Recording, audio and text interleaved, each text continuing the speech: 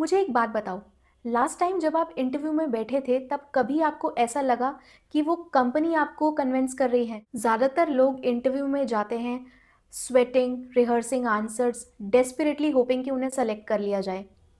पर यहाँ पर मैंने एक चीज़ सीखी है after coaching so many professionals कि ये जो माइंडसेट है ना, यही आपको गलत जगह स्टक करवा देता है। ये 2026 है और रूल्स अब बदल चुके हैं। ये अब इस बारे में नहीं है कि उस कंपनी ने आपको चूज़ किया। ये अब इस बारे में है कि आप ये डिसाइड करें कि क्या वो कंपनी आपके टैलेंट, आपके टाइम और आपके फ्यूचर के लिए वर्दी है। हाय, मैं हूँ भानु और मैंने पिछले 5 सालों से ऐसे कई वर्किंग प्रोफेशनल्स की हेल्प करी है, उनकी सेटलिंग को बंद करने में और ऐसे करियर्स बिल्ड करने में जो एक्चुअली मैटर करते हैं। तो आज इस वीडियो में हम इंटरव्यू की टेबल को टर्न कर रहे हैं, लिटरली टर्न कर रहे हैं, क्योंकि ये सच्चाई कोई नहीं बताता। एक गलत जॉब ये आपका टाइम ही नहीं वेस्ट करती, बट आपका मोमेंटम भी छीन लेती है। मैंने ये चीज़ बार-बार देखी है। टैलेंटेड लोग गलत जॉब, गलत रोल में फँस जाते हैं और फिर 6 मंथ्स बाद they are feeling stuck, they are undervalued, they are burned out and they are in a comparison mode कि हमारे पीयर्स तो अच्छा कर रहे हैं, बट हम वहीं पर फँसे हुए हैं। एक एवरेज पर्सन अपनी लाइफ में 90,000 आवर्स, लिटरली 90,000 घंटे अपने जॉब पर बिताता है। तो क्या आप अपनी जॉब का या कंपनी का डिसीजन ऐसे ही चांस पर छोड़ देंगे? या खुद डिसाइड करेंगे कि कौन-सी कंपनी आपके गोल, आपके वैल्यूज़ के साथ अलाइन करती है या नहीं? इस वीडियो के एंड तक आज आपको इतनी क्लैरिटी ज़रूर आ जाएगी कि इंटरव्यूज़ को कैसे क्लियर करना है, कैसे रेड फ्लैग्स को स्पॉट करना है और नेक्स्ट करियर मूव आपके लिए सही है या नहीं, या फिर एक सिर्फ डेड एंड है। सबसे पहले हमें आपके माइंडसेट को चेंज करना होगा कि कैसे आप इंटरव्यूज़ के बारे में सोचते हैं। राइट नाउ आप अपने आप को एक एप्लीकेंट की तरह देख रहे हैं जो माइक्रोस्कोप के अंडर है, जिसको इवैल्यूएट किया जा रहा है, जिसको जज किया जा रहा है। पर मैं यहाँ आपको एक चीज़ समझाना चाहती हूँ, इंटरव्यू एक टू वे जर्नी है, हमेशा से रही है, बस आप ही एक तरफ गाड़ी चला रहे हैं। कंपनी एक प्रॉब्लम सॉल्व करने जा रही है और जिसके लिए उसे आपके टैलेंट की ज़रूरत है। आपके पास ये राइट है, नहीं एक्चुअली ज़िम्मेदारी है। ये आपकी ज़िम्मेदारी है फिगर आउट करना कि जिस जगह पर आप काम करने जा रहे हैं, वो आपके लाइफ़ गोल के साथ अलाइन करती है कि नहीं। ऐसा सोचो, जब आप एक फ्लैट एक रूममेट के साथ शेयर करने जाते हैं, क्या आप उस रूममेट के बारे में फ़िगर आउट नहीं करते कि उसका नेचर कैसा है? वो कॉम्प्लेक्स सिचुएशंस को कैसे हैंडल करता है? क्या आप उसके साथ एक एक फ्लैट शेयर कर पाएँगे? क्या आप उसके साथ एडजस्ट कर पाएँगे? तो फिर उस कंपनी के बारे में क्यों नहीं, जहाँ आप अपनी वेकिंग आवर्स का ज़्यादातर टाइम स्पेंड करने वाले हैं। मैं चाहती हूँ नेक्स्ट इंटरव्यू में आप इस मंत्रा के साथ जाएँ कि मैं यहाँ पर ये देखने आई हूँ कि क्या ये कंपनी, यहाँ का कल्चर मेरे लिए फिट होता है या नहीं? मैं यहाँ पर ग्रो कर पाऊँगी या नहीं? क्योंकि जब आप अपना माइंडसेट हॉपिंग से इवैल्यूएशन की तरफ शिफ्ट करते हैं तो सब कुछ चेंज हो जाता है। आपके क्वेश्चंस शार्पर हो जाते हैं, आपको क्लियरली नज़र आता है कि आपको क्या चाहिए और क्या नहीं चाहिए। आपको ये फिगर आउट करने में आसानी हो जाती है कि क्या ये अपॉर्च्युनिटी आपके साथ फुल्ली अलाइन्ड है या नहीं। अब बात कर लेते हैं कंपनी के कल्चर की, क्योंकि यहाँ पर लोग सबसे ज़्यादा गलती करते हैं। आप कंपनी की वेबसाइट पढ़ते हैं, उस पर लिखा होता है innovative, collaborative, people first, great. पर ऐसा तो लोगों की डेटिंग प्रोफाइल में नहीं लिखा होता कि I love long walk on the beach, I am a genuine person, so and so, blah blah blah. पर क्या वो सच होता है? नहीं, ये सिर्फ वर्ड्स हैं। कंपनी का कल्चर कोई मिशन स्टेटमेंट नहीं है जो कि वॉल पर लिखा हो। कंपनी का कल्चर वो है जो तब बनता है कि एम्प्लॉयज़ को कैसे ट्रीट किया जाता है जब चीज़ें सही नहीं जा रही। ये तब बनता है जब कोई मिस्टेक करता है तो उस कंडीशन में क्या होता है। ये तब करता है कि लोगों को कैसे ट्रीट किया जाता है जब वो एवरेज परफॉर्म करते हैं। क्या उनका प्रमोशन फेयरली वैल्यूड है? क्या उनकी वैल्यू के अकॉर्डिंग उन्हें कॉम्पेंसेट किया जा रहा है? अब हम सीखेंगे कि रियल कल्चर को कैसे डिस्कवर करना है। कंपनी कल्चर को डिस्कवर करने के मैंने कुछ क्वेश्चंस बनाए हैं, तो I am sharing it with you guys, इसे ध्यान से सुनना। पहला क्वेश्चन वो है जो आई थिंक हर कैंडिडेट को अपने इंटरव्यूअर या फिर एचआर से ज़रूर पूछना चाहिए, about mistakes. I am a human being, अगर मुझसे कल काम करते हुए कोई मिस्टेक हो जाती है तो उस मिस्टेक को कैसे हैंडल किया जाता है। You should directly ask your interviewers और उनके आंसर्स को ध्यान से सुनो। क्या वो लर्निंग और ग्रोथ की बात करते हैं या डॉज कर रहे हैं, वेग आंसर्स दे रहे हैं? उससे भी बुरा, उनके पास इस तरीके का कोई एग्जाम्पल ही नहीं है।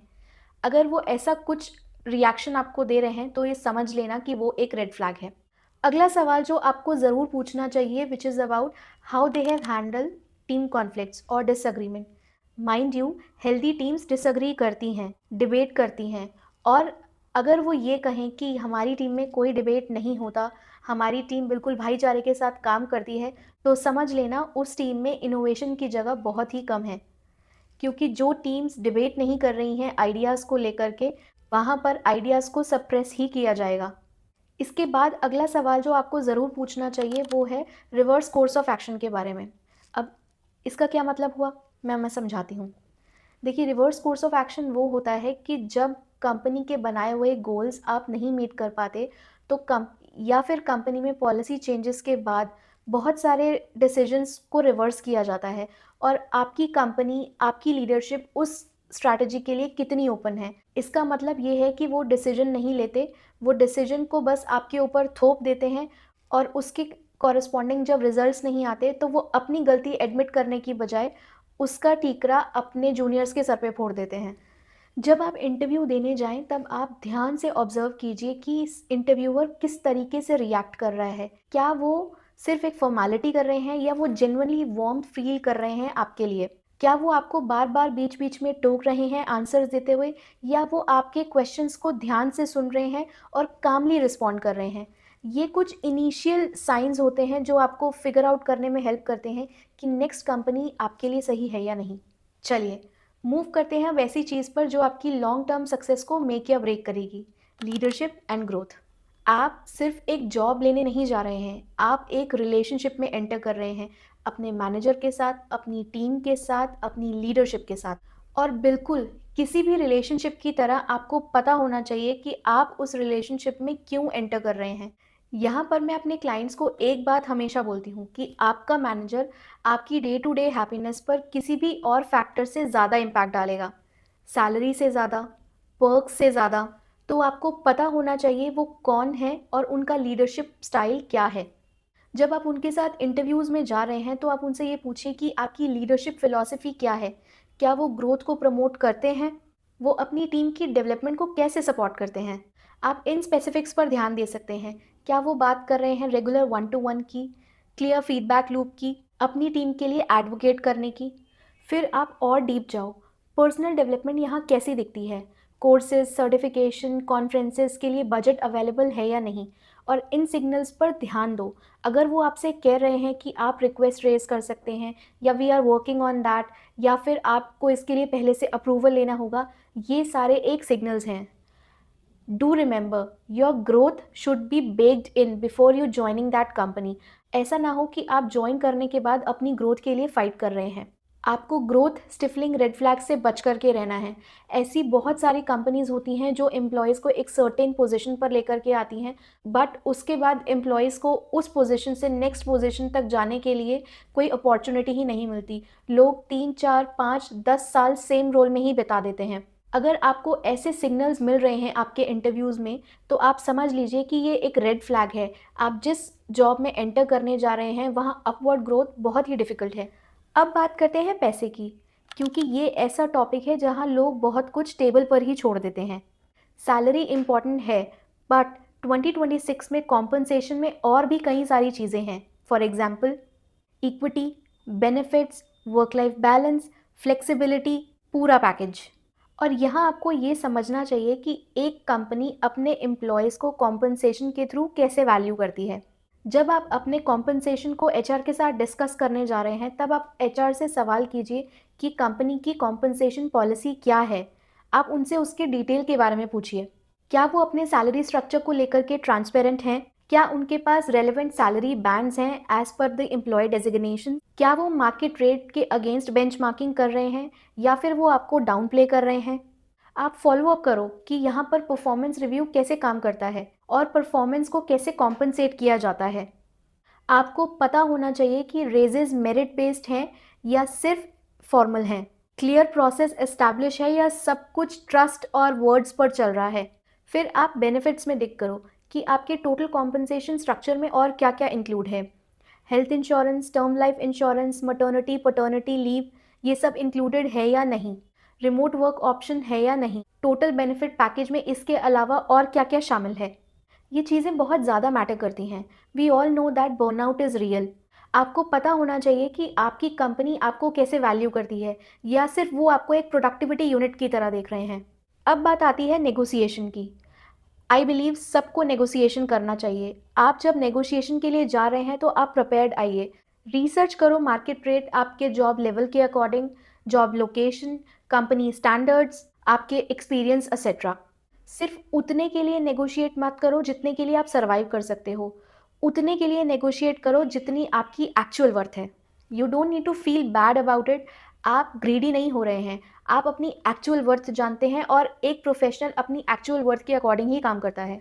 और अगर वो आपको ऐसा करने के लिए बुरा फील करवा रहे हैं, अगर वो आपके साथ लॉयल्टी कार्ड खेल रहे हैं, तो my friend, it's a signal. You have to think twice before joining such companies. All right guys, आपने अपना काम कर लिया है। आपने हार्ड क्वेश्चंस पूछ लिए हैं, ऑब्जर्व कर लिया है, नेगोशिएट भी कर लिया है। अब आपको डिसाइड करना है। और यहाँ तक आते आते मैं लोगों को सेकंड गेस करते हुए देखती हूँ। यहाँ तक आते आते लोग इतना कंफ्यूज हो जाते हैं कि वो डिसाइड नहीं कर पाते कि पेपर पर क्या अच्छा दिख रहा है और रियलिटी में क्या अच्छा है। आई नो डेटा बहुत कुछ कहता है, बट आपकी गट फीलिंग भी एक चीज़ है। अगर सैलरी राइट है बट कुछ ऑफ फील हो रहा है, कल्चर सही नहीं लग रहा, मुझे वो रोल या अपॉर्चुनिटी उतना अलाइन नहीं लग रही, मैं मिसफिट लग रही हूँ, तो ऑनर दैट फीलिंग। आपके इंट्यूशंस ने कुछ पैटर्न पिकअप किए हैं जो कि आपके सबकॉन्शियस माइंड ने अभी प्रोसेस नहीं किए, बट आपकी गट फीलिंग आपको बता रही है कि क्या वो प्लेस आपके लिए सही है या नहीं। ऐसे में आप हर ऑफर के लिए एक sample pros and cons list बनाओ।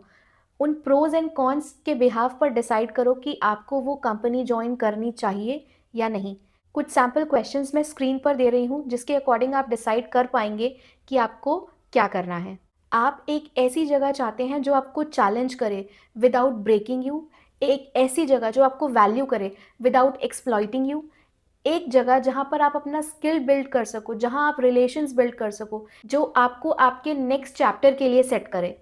आई कैन अंडरस्टैंड ये अप्रोच बहुत करेज मांगती है। हार्ड क्वेश्चंस पूछना बहुत ही अनकंफर्टेबल है। एक ऐसे ऑफर को मना कर देना जो पेपर पर बहुत ही ल्यूक्रेटिव दिख रहा है, it is a very hard decision to make. But settling, वो उससे भी ज़्यादा डिफ़िकल्ट है।